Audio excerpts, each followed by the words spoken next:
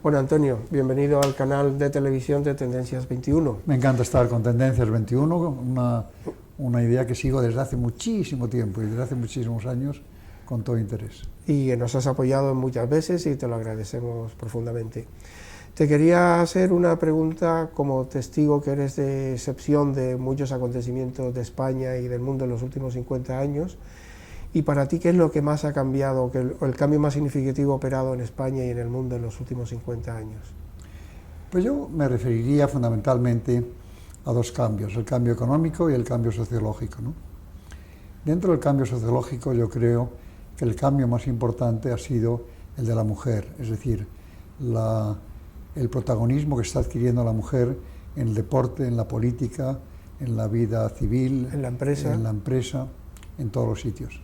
Todavía de una forma muy incompleta, es decir, la mujer no debe fiarse de que el machismo haya renunciado a mantener sus centros de poder, ¿no?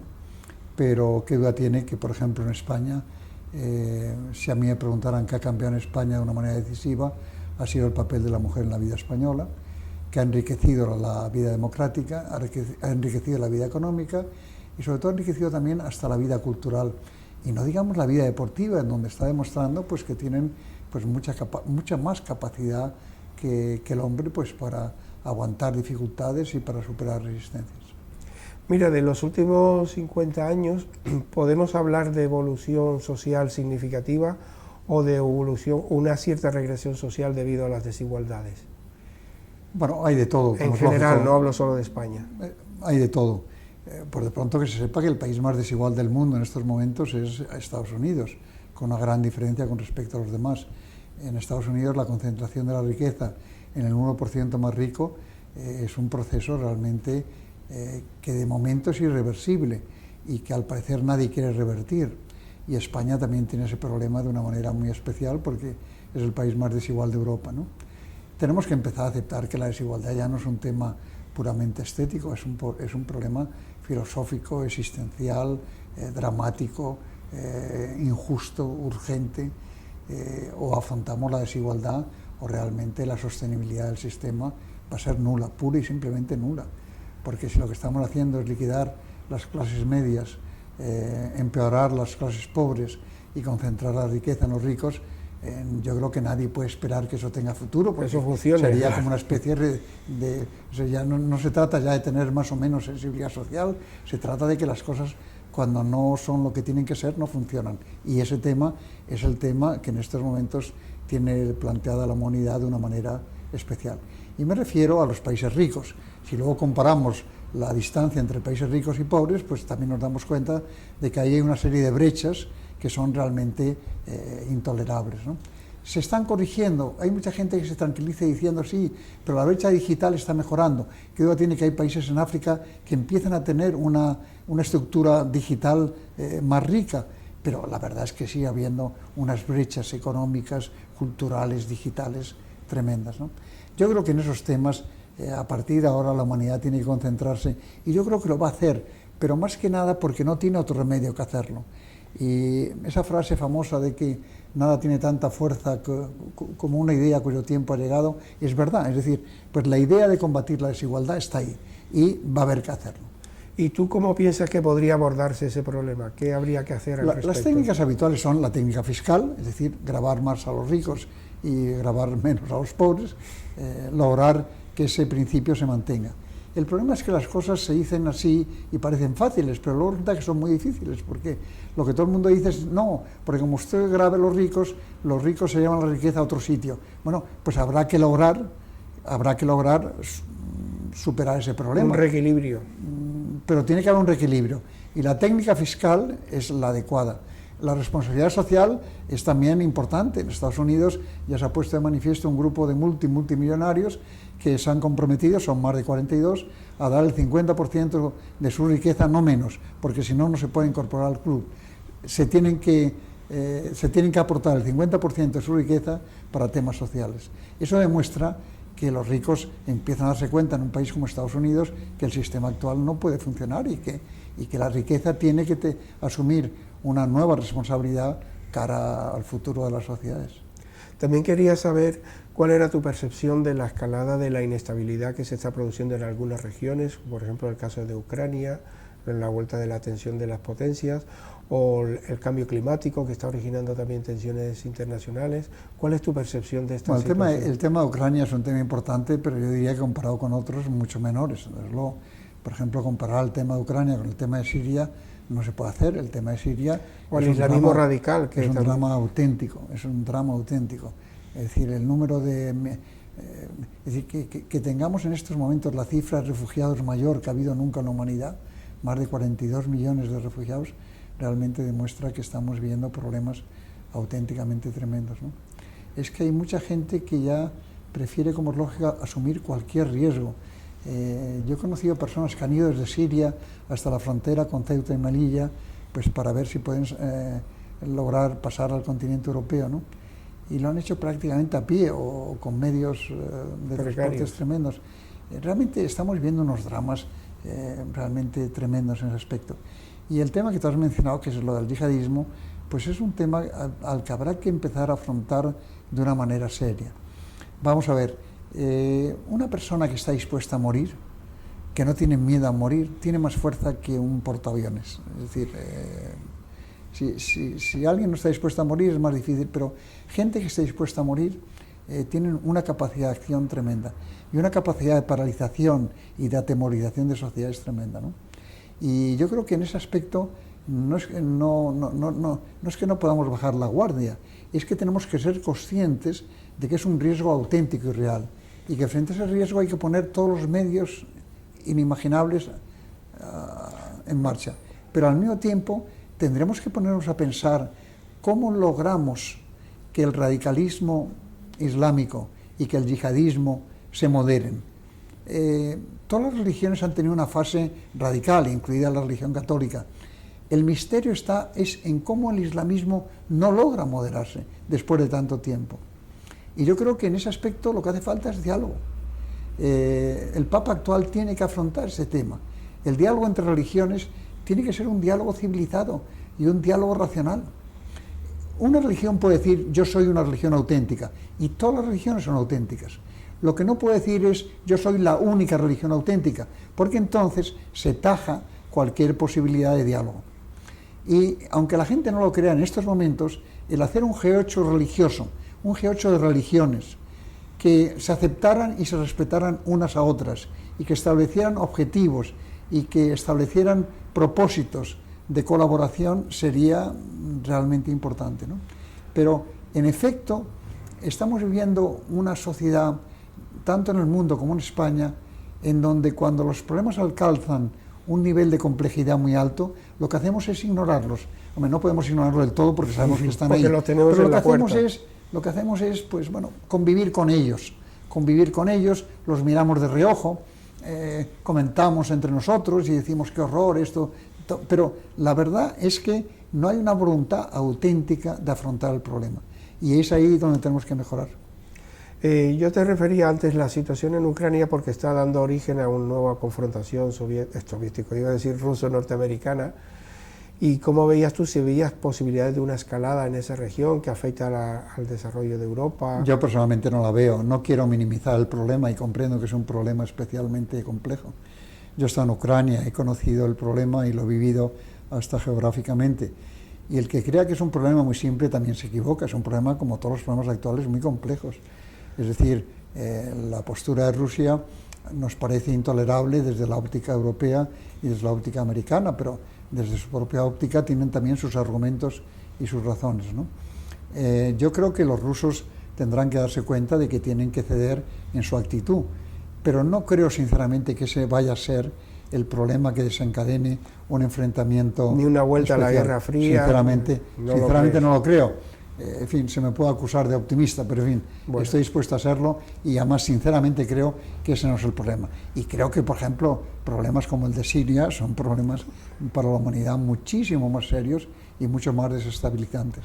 ¿Y cómo piensas tú que Europa debe afrontar la recepción de tantos refugiados que llegan cada día?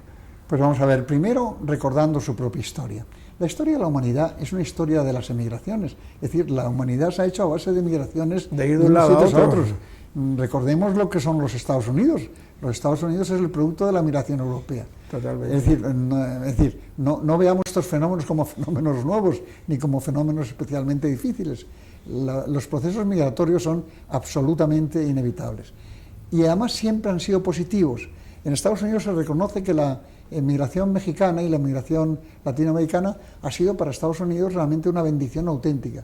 Entre otras cosas porque les mantiene los niveles de natalidad altos, que es un tema importante para el país, ¿no? Porque el envejecimiento, por ejemplo, que está sufriendo la sociedad europea es tremendo, ¿no? Sí, sí. A pesar de todo, en Europa hay como una especie de egoísmos nacionales, pues que ven este problema, pues también, como hemos dicho antes, como problemas que no hay que preocuparse demasiado, bueno, que se irán lidiando con ellos. Y estamos viendo cómo el reparto de migrantes está generando problemas, lo cual realmente es una cosa increíble, ¿no? Un país como España tiene que recordar que nosotros hemos enviado a Francia, a Alemania y a toda Europa emigrantes en cantidades millonarias, y que esos emigrantes han sido una riqueza para España. Y yo recuerdo perfectamente la época en que una de las fuentes de divisas españolas era las remesas de migrantes, y que hemos vivido a base de remesas de migrantes durante muchísimo tiempo. Claro. Pero cuando llega el momento de contemplar otro tipo de actitudes, pues la verdad aplicamos la doble moral. Pensemos también incluso en la migración nuestra a México. Es decir, es que tenemos que empezar a reconocer que no podemos aplicar una que no podemos encerrarnos en viejas ideas. Viejas ideas, y que por lo tanto Europa tendrá que aceptar que tenemos que aceptar más emigración. Tendremos que distinguir además entre el migrante económico y el refugiado político. Sí. Los refugiados políticos hay que aceptarlos todos, porque es una obligación legal, que eso la gente no le dé más vueltas. Hemos firmado el protocolo del 67 y hemos firmado todo. Luego, por lo tanto, a un refugiado político hay que darle asilo, sin duda. Los emigrantes económicos, yo comprendo que muchos países europeos digan, yo no puedo aceptar 20 millones de emigrantes económicos, y yo comprendo que eso no se puede hacer, pero que tenemos que aceptar más emigrantes, eso no tiene duda. Los vamos a necesitar. Europa está envejeciendo a velocidades de vértigo. Cada día hay gente más mayor y cada día nacen menos hijos. Ese es un problema que tenemos ahí. Luego, por lo tanto, algo habrá que hacer para ese tipo de planteamiento. Que tenemos que regular la inmigración de una manera ordenada, civilizada, podemos utilizar todos los argumentos que queramos. Ahora, la idea de poner murallas es inútil.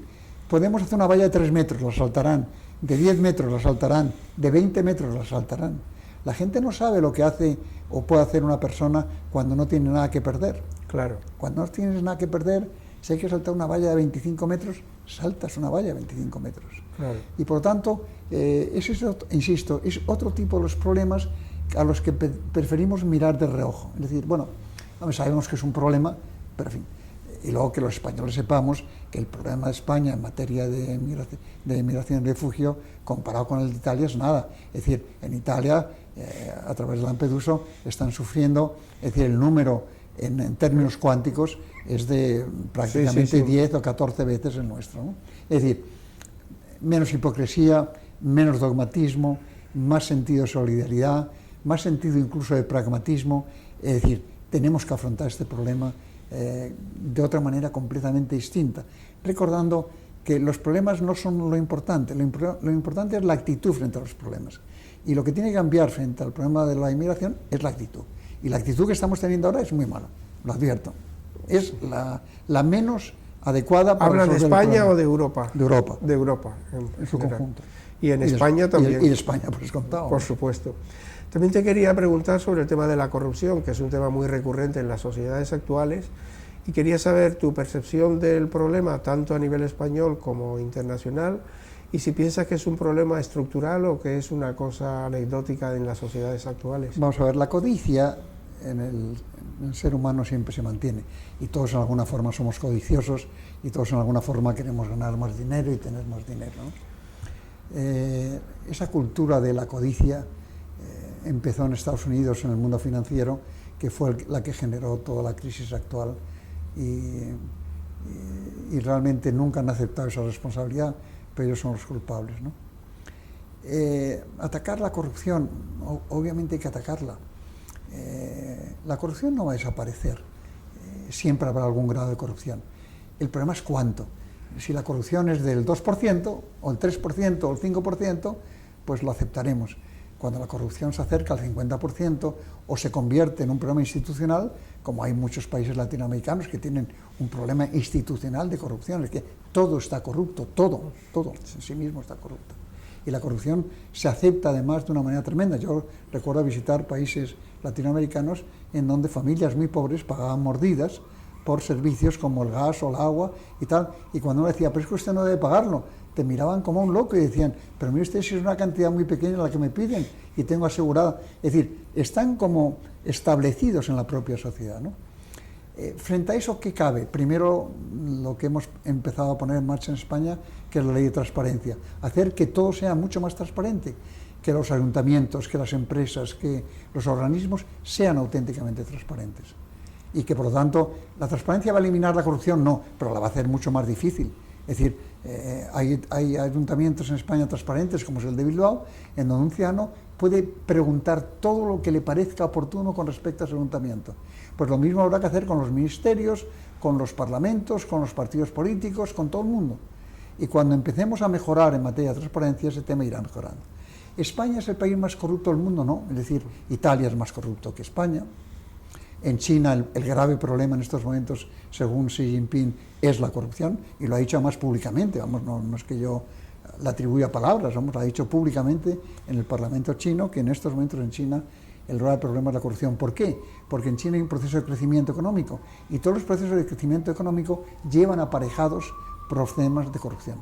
En España tuvimos un problema de corrupción gravísimo, que fue el conectado con el mundo inmobiliario, porque fue un sector con crecimientos económicos espectaculares, en donde se podría hacer una fortuna en cualquier momento, y eso inmediatamente pues generó como la fiebre del oro. Es decir, es que realmente la gente enloqueció, realmente enloqueció. Y hemos vivido una locura económica tremenda, ¿no? Yo creo que en estos momentos la corrupción en España es menor que la que había hace 8 o 10 años, en el sentido de que la gente se ha dado cuenta de que la gran mayoría de los corruptos, no digo que todos, pero una gran mayoría de corruptos están cayendo. Bueno, han caído y siguen cayendo. Y al final, esto va a ser una clave decisiva, porque si la gente se da cuenta que frente a la corrupción no cabe la impunidad, pues entonces antes de corromperse lo van a pensar al menos 2 veces.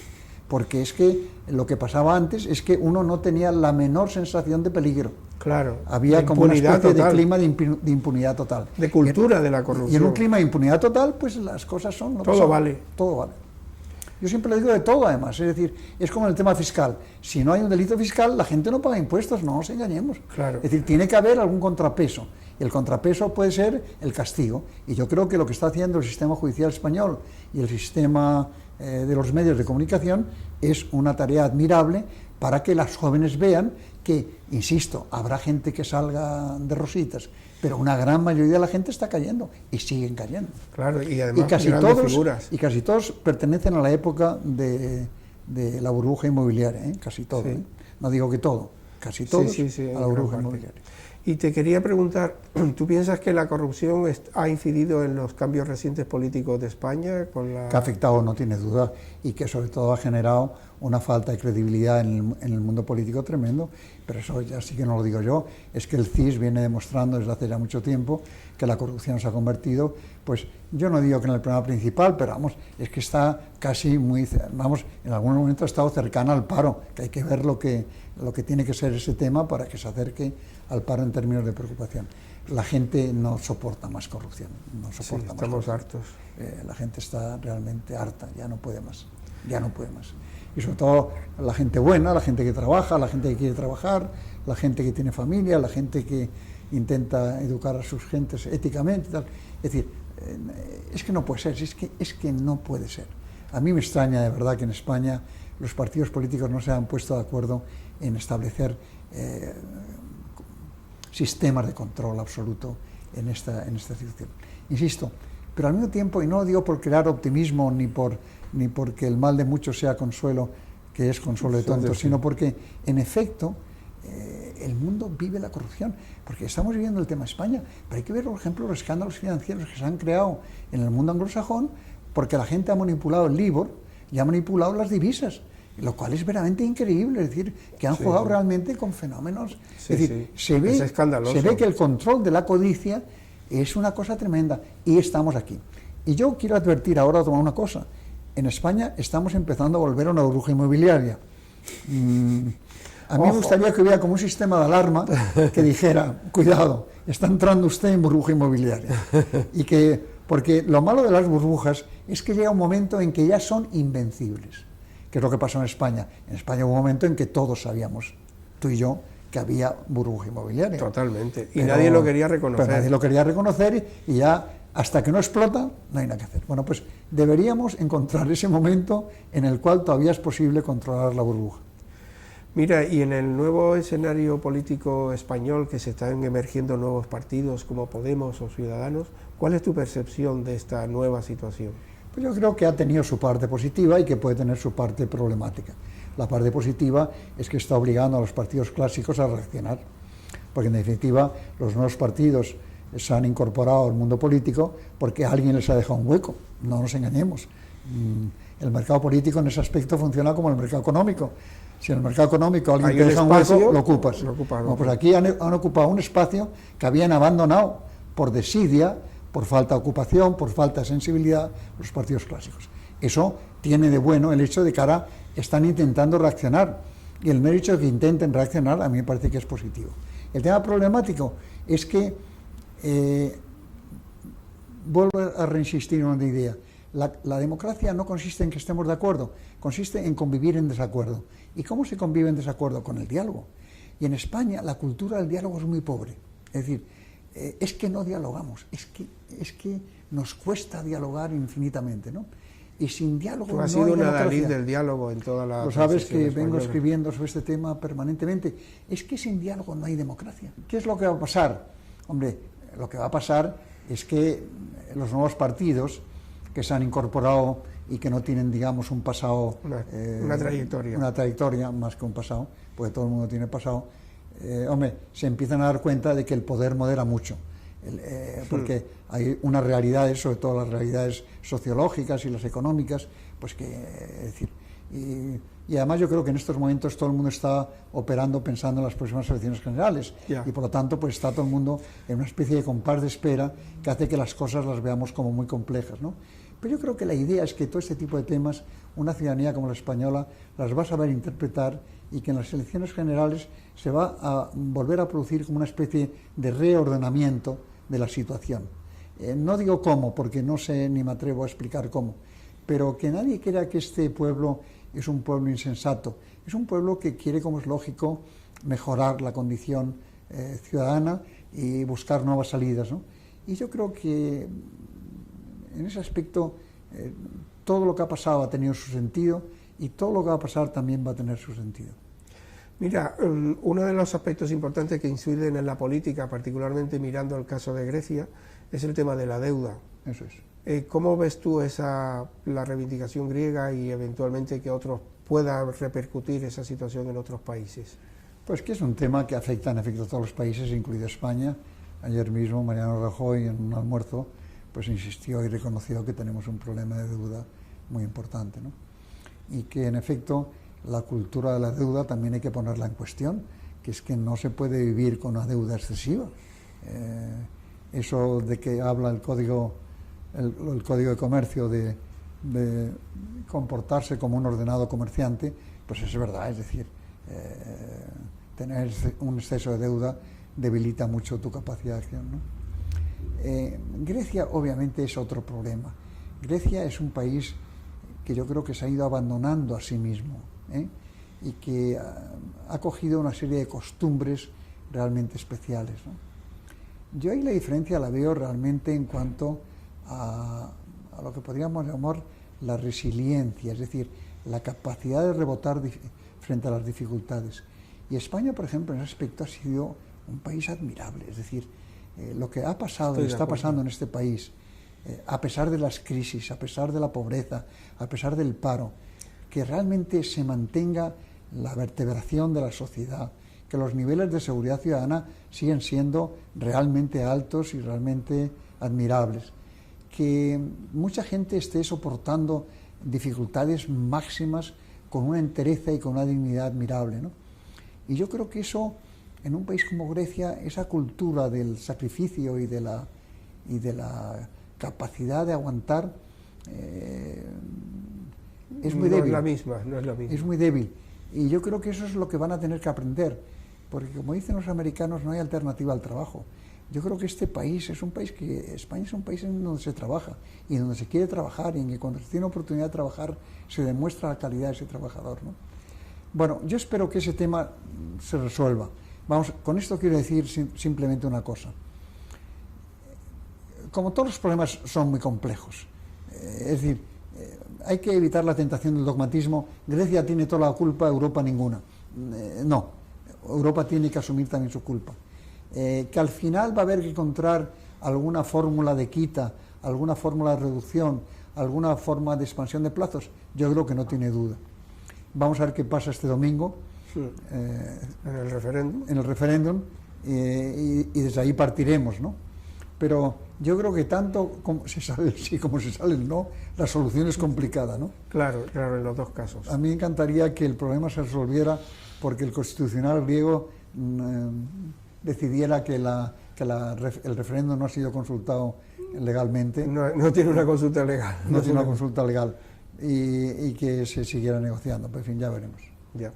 Te quería preguntar finalmente por un aspecto más jurídico, como son los cambios legislativos que se han operado en España recientemente sobre el tema de la justicia universal, lo que llamamos la ley Mordaza, el canon de Google, en fin, todos estos cambios que se han operado, ¿cómo los percibes tú desde el punto de vista jurídico? En el mundo jurídico va a haber esos cambios y se van a producir cambios permanentemente.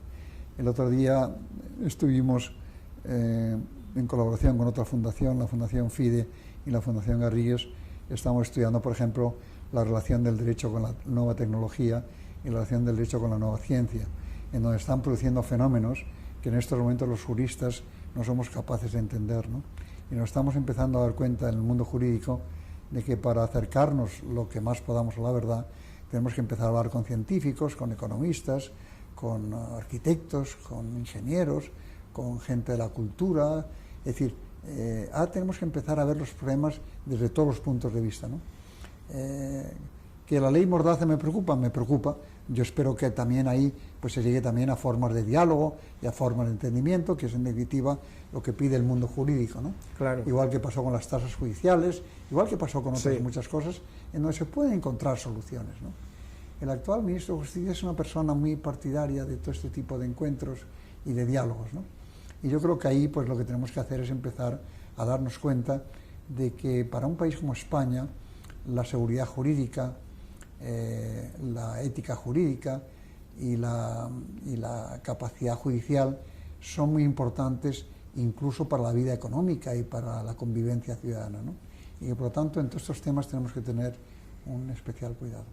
Una última pregunta, ciencia y tecnología. ¿Cómo ves el estado de la ciencia y tecnología en España y qué importancia le otorgas? Pues realmente fascinante, en el sentido de que la ignorancia sobre lo que está haciendo el mundo científico es casi absoluta. Es decir, la ciudadanía media no sabe lo que está pasando en el mundo científico. Nosotros estamos en superar ese puente. Y además lo habéis intentado hacer desde hace muchísimo tiempo, años, ¿no? Sí. El otro día en un debate con científicos se le preguntó a un científico si un ser humano puede ser clonado, ¿será clonado? Y la respuesta fue claro que sí. Se ha clonado una rana, se ha clonado una oveja, pues se clonará al ser humano. Y entonces le repreguntaron, pero bueno, ¿habrá algún límite ético, o moral o religioso? Y le miró como desconcertado y dijo, la ciencia no puede aceptar esos límites. Claro. Si un ser humano puede ser clonado, será clonado. Claro. Eso téngalo usted estar. Ahora, cuando te metes, por ejemplo, en la nanotecnología, sí, pues descubres que ahí hay un mundo en donde los nanotecnólogos pueden ahora controlar el mundo, es decir, tienen una capacidad de penetración a través de la nanotecnología. Totalmente. Que es en definitiva el tráfico de átomos a nivel de átomos. Totalmente. La manipulación de los átomos, la recreación de átomos. La manipulación del ADN ya es una posibilidad completa. Todos los temas de manipulaciones genéticas. Es decir, estamos en un mundo fascinante que tiene como primera característica el desconocimiento, es decir, lo que va a hacer la robótica. Por ejemplo, se piensa que en Estados Unidos, dentro de 5 años, la robótica va a ocupar más o menos el 40 o el 42% de los trabajos manuales actuales, la robótica. ¿En qué año? 4 o 5 años. Dentro de 4 o 5 años. La robótica, porque el avance que está teniendo es absolutamente es espectacular. Impresionante, ¿no? La cultura del grafeno, que también es otro material que está cambiando. Rompiendo límites. Se están produciendo una serie de rompimientos de conceptos que creíamos muy sólidos y estables, y sin embargo pues la gente sigue tranquilamente absorbiendo todo esto. Es verdad que hay gente que dice, y es verdad, que el ser humano aguanta todo, porque en los últimos 25 años hay que ver la cantidad de tecnología que hemos asumido, hay que ver los cambios que se han producido, y sin embargo pues seguimos siendo lo mismo, tenemos vanidades, egoísmos, generosidades, amor, sentimientos, la gente sigue escribiendo poemas de amor, malísimos, pero los sigue escribiendo. Y buenísimos. Y buenísimos también. Y un poema de amor del siglo XIII es igual que un poema de amor de ahora. Es decir, hay una serie de esencialidad en la identidad humana que absorbe cualquier cambio tecnológico tremendo. También había otra persona que decía, si de hecho en la humanidad ha habido cambios más esenciales y sustanciales, la misma imprenta. Totalmente. La luz eléctrica, la gente cree, la luz eléctrica fue transforma la humanidad. Fue una revolución. Transforma la humanidad. El tren. Bueno, lo digo en comparación cultural de situaciones distintas, ¿no? De modo que no tenemos por qué preocuparnos excesivamente porque seremos capaces de absorber todo eso, pero al mismo tiempo pues llegará un momento en que a lo mejor hay que asumir que la inteligencia artificial va a superar a la humana, lo cual, visto lo visto, tampoco es un reto muy importante, ¿no? Pero bueno, que se puede superar, ¿no? Hay gente como Raymond Kurzweil y el propio Stephen Hawking, como has visto, en donde dice que ese va a ser el fin de la humanidad. Yo no el poshumanismo que llaman. Yo creo que si la máquina acaba siendo más inteligente que el ser humano, pues a lo mejor... Es una criatura humana. A lo mejor la podemos educar a que trabajen por nosotros y tener otro tipo de vida.